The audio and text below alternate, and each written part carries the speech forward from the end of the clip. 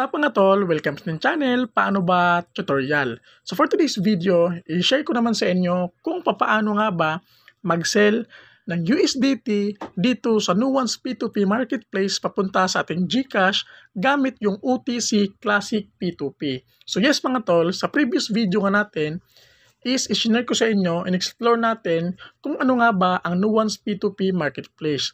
So nalaman natin mga tol na pwede natin siyang gawing alternative way po ng Binance. Pwede tayo ditong mag-trade, buy and sell ng mga crypto mga tol at mga gift cards at marami pa pong iba. So gagawan po natin yan ng separate video mga tol para po meron tayong clarity sa bawat video tutorial natin. Sa pangalawang video naman natin is nag-sell po tayo ng crypto ng ating USDT papunta sa ating GCash gamit yung fast trade.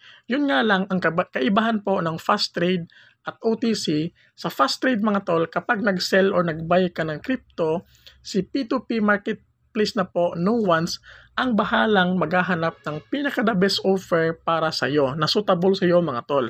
So dito sa OTC mga tol, ikaw po mismo ang maghahanap ng offer na sa tingin mo ay maganda para sa iyo. So ngayon, try nating mag-sell mga tol gamit yung OTC. Click mo lang itong OTC mga tol. So dito mga tol, Nuance P2P Marketplace na application po ang gamit natin. So yung fast trade mga tol, makikita mo siya kapag sa website ka po nag-login. So dito mga tol, pagka-click mo sa OTC, click mo lang dito mga tol sa filter. Tapos sell crypto since kailangan natin siyang ma-cash out or ma-cash in or ma-receive sa ating GCash. Tapos click mo lang itong USDT kasi nga yan po yung ating isi-sell. So ngayon mga tol, dito sa payment method, sobrang daming payment method po nila mga tol. Ito po yung isa sa maganda dito sa Nuance P2P Marketplace. Sa katunayan mga tol, meron nga ang GCash dito mga tol. So GCash or PayPal. So dito mga tol, try natin i-search yung PayPal. Pakita ko sa inyo. Merong PayPal dyan mga tol. So kung sakali mang meron kayong mga balance sa inyong PayPal account na kung saan hindi ninyo ma-cash out, pwede nyo pong gamitin itong Nuance para makapag-trade gamit yung PayPal balance ninyo mga tol. So dito, since GCash yung ating gagamitin, search lang natin dito mga tol yung GCash. Kasi nga, magsisell tayo ng crypto papunta sa ating GCash. So ngayon, dito mga tol, i-click nyo lang itong show offers. So pwede din natin palitan yung country mga tol ng PHP para po hindi na mas humaba. Ayan, PH, Philippines. Tapos, click lang itong show offers.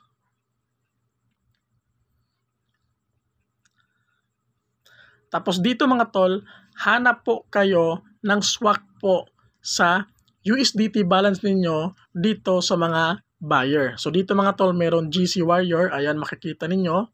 Bank transfer, marami po GrabPay.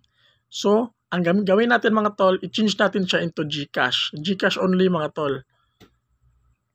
Para hindi po siya less hassle hanapin. Tapos, click lang yung show 17 offers. So, dito mga tol, GCash. So, hanapin nyo lang mga tol yung swak sa inyong, yung amount na swak po sa USDT na ibebenta ninyo. At make sure online po yung nag-trader or yung magbabay ng crypto ninyo. So, dito, 55.68. So, dito mga tol, meron siyang itong si Doisky mga tol, makikita ninyo, meron siyang range of 593 at max of 1 million mga tol. Ata yan. So online siya, pwede yan mga tol. So dito tayo mga tol, 55. So online siya, dito tayo mag-trade. Sell.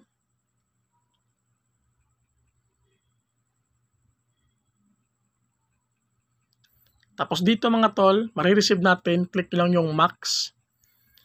So 47 US dollars, USDT, ang marireceive natin 2,611 pesos. Click lang natin tong start trade.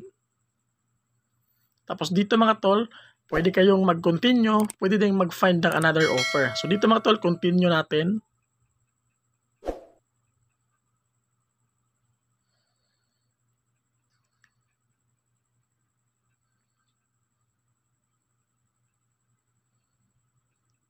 So dito mga tol, type lang natin, hi, good evening. Tapos send. Tapos mga tol, wag nyo pong i-release yung inyong USDT basta hindi pa po nakapag-pay si buyer sa ating GCash. So dito mga tol, nag-ask po siya ng details natin. So send lang natin yung ating GCash details. Tapos once pa send natin yung details mga tol, wait lang natin pumasok sa ating GCash bago po natin i-release yung ating crypto. So dito mga tol, naka-receive tayo, has marked this trade as paid. So ngayon, i-check natin yung ating GCash kung pumasok na ba siya bago natin i-release yung crypto. So dito mga tol, makikita nyo po yung ating GCash available balance. Pumasok na po dito yung 2,611 pesos. Check natin yung inbox mga tol para may pakita ko sa inyo.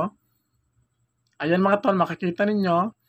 2,611 po yung ating itinrade sa ating Nuance P2P marketplace. So ngayon, i-release po natin ang crypto since pumasok na po sa ating GCash yung pera. So dito mga tol, ang gagawin natin, click lang itong actions. Tapos, click nyo itong buyer has made the payment. Send natin siya mga tol. Tapos, send. Ayan mga tol, purchase sold successful. So mga tol, ganun lang kabilis kung papaano po siya gawin naman ang mag-sell ng crypto gamit yung OTC 2P marketplace mga tol. So mga tol, ganun lang kabilis kung papaano po mag-trade dito. So hopefully, nakatulong tong video natin ngayon. So abangan nyo po yung another tutorial natin regarding po sa Nuance P2P marketplace sa ating susunod na video.